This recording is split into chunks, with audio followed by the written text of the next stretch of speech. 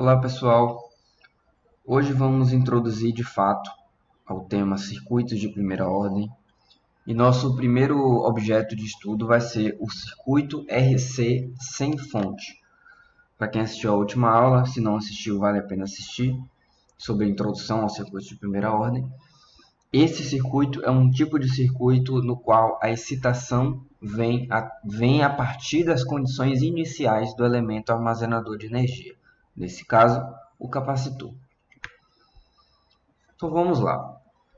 A gente vai partir do pressuposto, no estudo dos circuitos RC sem fonte, de que um circuito RC sem fonte, ele se caracteriza, ele acontece quando sua fonte CC é desconectada abruptamente. Nessa situação, a energia já armazenada no capacitor é liberada para os resistores. Então, vamos entender um pouco melhor esse enunciado. Imaginamos um circuito RC série, que é o nosso circuito de interesse, no qual há também uma fonte de tensão série, corrente contínua, associada a esses elementos. Então, são três elementos no circuito, os três em série. Essa fonte ela vai ser responsável por fazer fluir uma corrente no circuito, e essa corrente, obviamente, ela vai ser responsável por armazenar, dar a possibilidade de que haja o armazenamento de carga no capacitor. Então, esse capacitor vai ficar carregado. Obviamente, essa carga do capacitor vai representar uma diferença de potencial nos seus terminais. Só que, imagina que em um determinado momento T, a gente desconecta a fonte do circuito.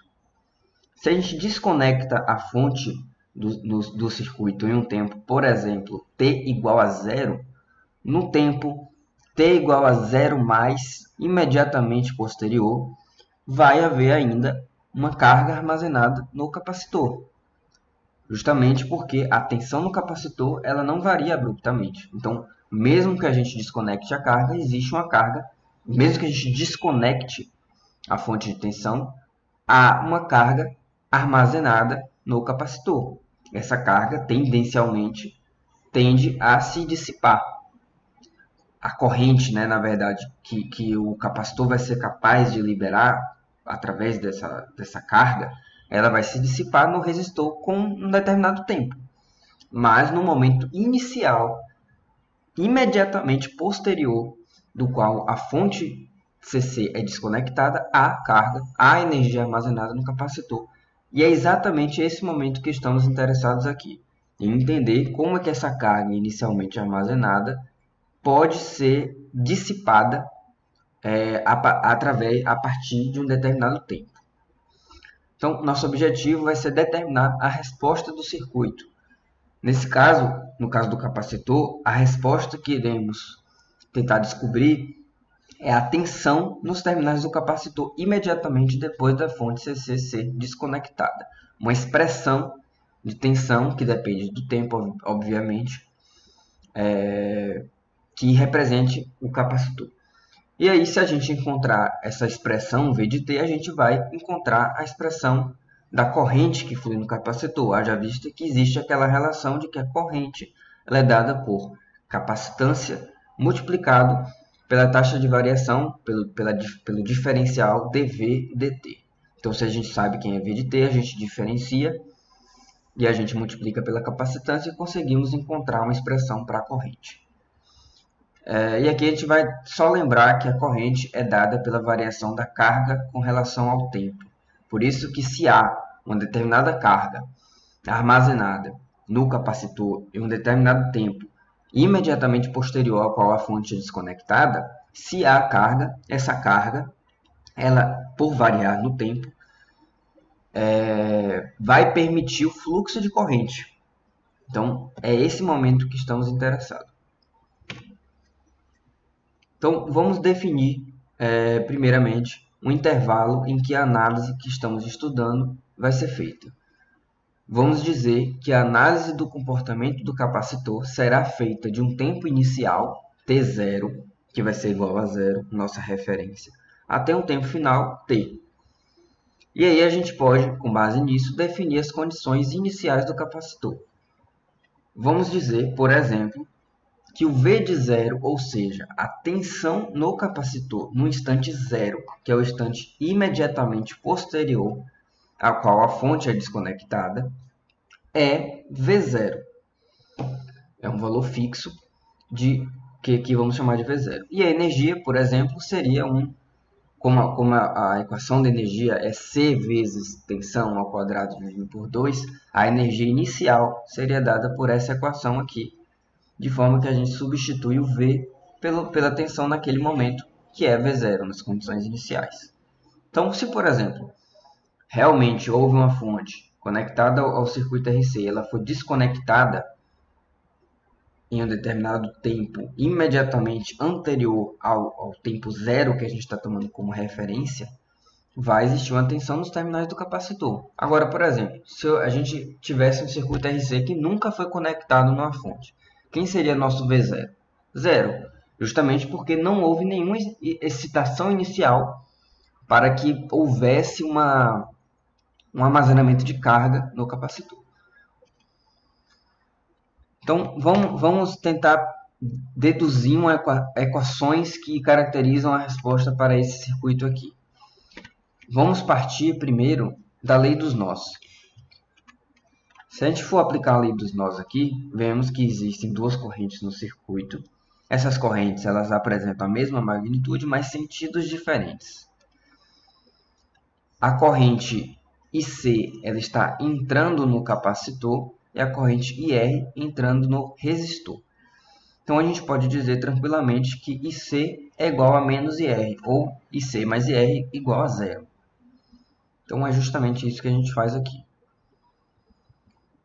Por definição, IC, que é a corrente no capacitor, ela é dada por C, capacitância, vezes dV sobre dt. E IR, que é a corrente no resistor, pela lei de Ohm, é dada por V sobre R. E aqui vale uma observação muito importante. A corrente IC ela é referenciada como entrando no capacitor, justamente porque para que não haja uma variação abrupta de tensão no capacitor, tem que necessariamente existir uma variação abrupta na corrente que flui no capacitor. Isso fica muito evidente quando a gente analisa a relação tensão-corrente para o capacitor. É por isso, inclusive, que se adotou esse sentido contrário da corrente. Então vamos lá. A corrente IC ela pode ser substituída por essa equação diferencial e a corrente IR por essa equação algébrica.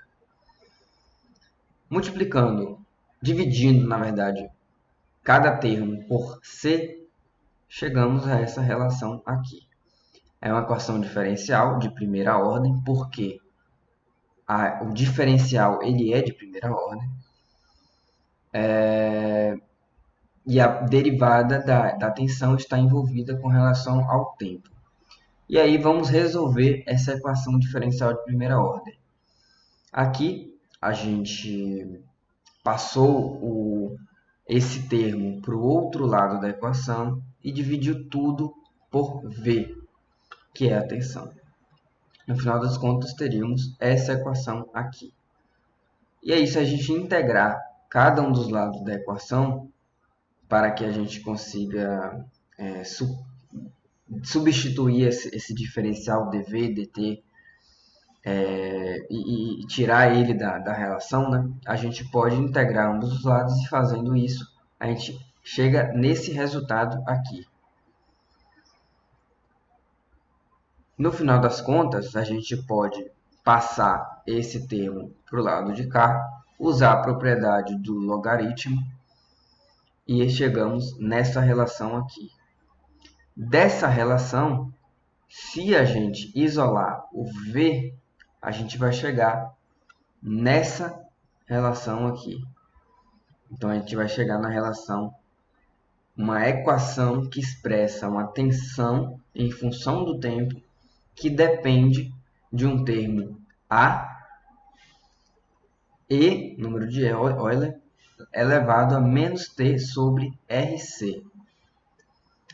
Nas condições iniciais, esse A é justamente o valor de V0, definido anteriormente. Então, no final das contas, vamos ter essa relação aqui para o caso específico que estamos tratando. Então, a resposta em termos de tensão para um circuito RC sem fonte é exatamente dada por esta equação aqui. Então, se a gente for analisar, é a mesma equação, só repetir, se a gente for analisar essa equação, ela demonstra que a resposta em tensão do circuito RC, que é justamente essa equação, é uma queda exponencial da tensão inicial. Então, por exemplo, o que isso quer dizer?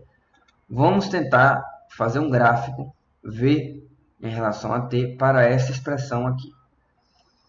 Em T igual a zero, o número de Euler elevado a zero, na verdade, qualquer número elevado a zero é 1. Então, para T igual a zero, V de T é igual a V0. Esse ponto aqui. À medida que o tempo ele aumenta, esse termo tende a diminuir, chegando muito próximo a zero, cada vez mais.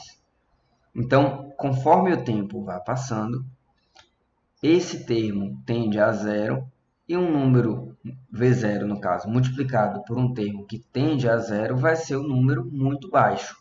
É por isso que, com o passar do tempo, a curva tende a decair. Então, uma vez que a resposta se deve à energia inicial armazenada e às características físicas do circuito, e não a alguma fonte de tensão ou de corrente externa, como a gente viu, né, não há, no momento que a gente está analisando, não há influência de uma fonte de tensão no circuito, sim da energia armazenada no capacitor, essa resposta é chamada de resposta natural. Resposta natural é o termo que se dá para uma resposta de um circuito que foi excitado pelas condições iniciais do elemento armazenador e não de uma fonte de tensão, por exemplo. Então, a resposta natural de um circuito se refere ao comportamento em termos de tensão e de corrente do próprio circuito, sem nenhuma fonte externa de excitação. E aí, por aquele gráfico mostrado anteriormente, é possível perceber que à medida em que T aumenta, a tensão diminui em direção a zero. E essa rapidez com que a tensão decresce é expressa em termos da constante de tempo, que aqui a gente vai chamar de tau. É uma letra grega, né? É esse símbolo aqui. Essa constante de tempo de um circuito é o tempo necessário para a resposta do decaimento a um fator igual a 1 sobre E, ou 36,8% do seu valor inicial. O que isso quer dizer? Quer dizer que existe um determinado tempo, medido em segundos, né, em que a resposta do circuito, em termos de Y, né, no caso o nosso V, vai ser 36,8% do seu valor inicial. Então, se a gente fosse traçar aqui uma coordenada, esse tal aqui no eixo X corresponde a um valor de V no eixo Y, que é 36,8% de V0. Então, essa constante de tempo, inclusive, é importante ressaltar, ela é uma constante de tempo, digamos assim, característica do circuito. No caso de um circuito RC, essa constante de tempo é dada pelo produto entre R e C. R vezes C dá o valor da constante de tempo do circuito. Então, por exemplo, se a gente tem essa expressão aqui, que é a expressão da tensão em relação ao tempo, no instante t igual a tal, que é aquele instante de análise, a gente pode perceber justamente que a resposta vai ser 36,8% da resposta inicial. Só que se a gente colocar essa equação aqui em termos da constante de tempo, sabendo que a constante de tempo é dada pelo produto R vezes C, a gente vai chegar nessa expressão aqui. Então, no final das contas, a expressão final é exatamente essa. Tal, ele é só um parâmetro do circuito que faz com que a gente analise ele que faz com que a gente analise essa resposta em função do tempo. Então, tanto faz a gente utilizar essa fórmula ou essa. A questão é que, utilizando essa fórmula, a gente consegue perceber a taxa de decaimento da função em função do valor tal, que é o valor que descreve aquele circuito, a constante de tempo daquele circuito. Então, aqui vem uma tabela muito importante que diz que em tal, ou seja, em um valor de tempo correspondente a uma constante de tempo, o valor da resposta é 36,8% aproximadamente. Em em um tempo de 2 vezes tal, seria mais ou menos aqui, a taxa, o valor em Y seria 13,5% e assim sucessivamente. A gente tende a dizer que em 5 tal, ou seja, em 5 vezes a constante de tempo, o circuito, a resposta do circuito, ela tende a zero ou pode ser aproximada a zero. Porque a gente pode perceber aqui que em 5 tal, realmente a resposta do circuito é muito baixa, quase irrisória. Obviamente, essa resposta nunca vai ser zero, porque por mais que o tempo tenda a crescer, essa resposta, se a gente for analisar a equação, é impossível que essa resposta seja zero. E sim que se tenha respostas cada vez mais próximas a zero, ou seja, que tendem a zero. Mas por aproximação, costumamos dizer que é uma constante, que um tempo de resposta é equivalente a 5 tal, a resposta da tensão no capacitor é zero.